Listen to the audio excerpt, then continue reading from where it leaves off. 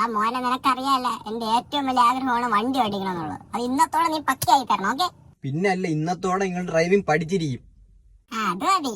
നിങ്ങൾക്ക് പിന്നെ ബേസിക് ആയിട്ടുള്ള കാര്യങ്ങളൊക്കെ അറിയാല്ലേ? ഒരുവിധമൊക്കെ അറിയാം. ക്ലച്ച്, ബ്രേക്ക്, ആക്സിലേറ്റർ അത് പറയാം. എന്നാ നിങ്ങൾക്ക് ആദ്യം ഞാൻ ഒരു പണി തരാം.